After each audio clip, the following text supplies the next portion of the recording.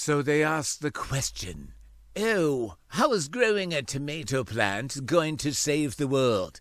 Well, it's not going to save the world, but it's going to send very, very cool messages. The first message that it sends the corporations is this. Imagine you're growing your tomato. Friendly little plant it is, and you name it. We named our tomato plant Harold. Me and Harold are going to show up on social media and throughout the community with a small picture of me and Harold together.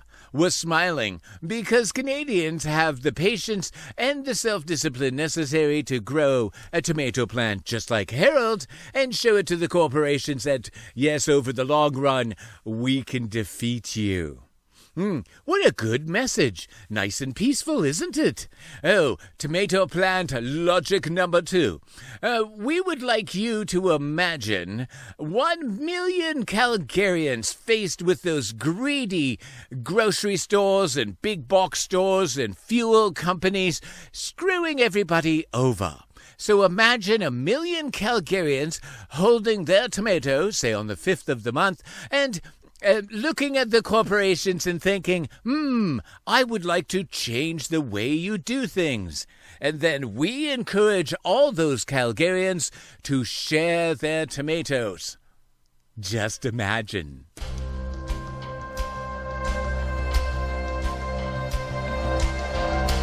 As protected under Section 2, the Canadian Charter of Rights and Freedoms, using media described under international fair usage copyright law, we are proud to present CFTG, a strike against the insanity. We took information from the left wing and the right wing.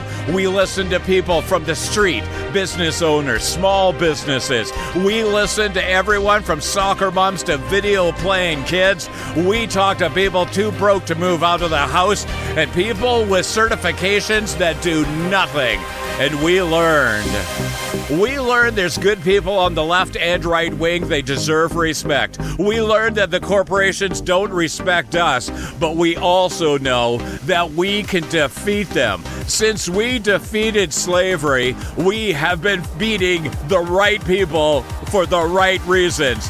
Now we're gonna rock about it. And I said rock and roll. Grow a tomato. www.positive-action.ca. You know what to do. Oh, yes, you do. For the next hour, let's have some fun, some shenanigans, some outrageous behavior. With the good people at CFTG, we're on your side.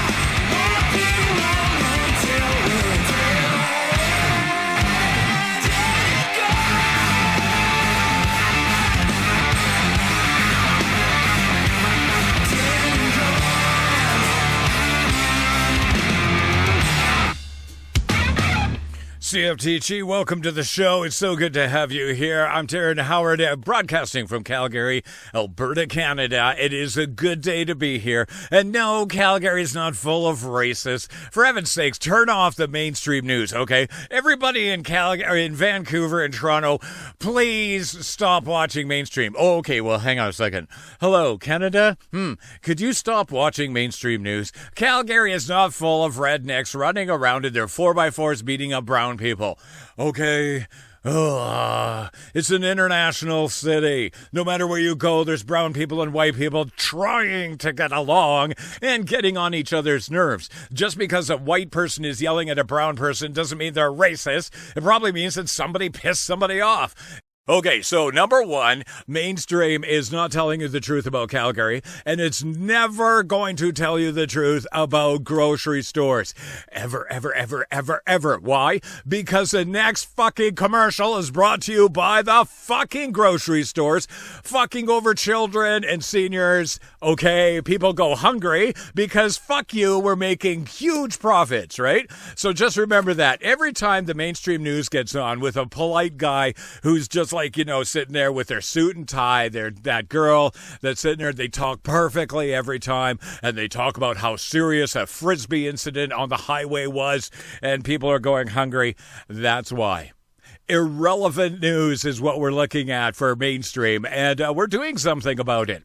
CFTG, you know the website. You're listening to this. You know what you're doing. Grow your tomato. Think Herald thoughts, okay? I mean, really cool Herald thoughts, right? All right. I know. Well, you lit the script on fire? You think I'm going to follow it? She lays down.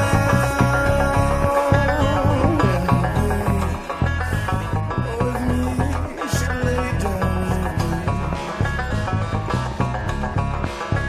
And when she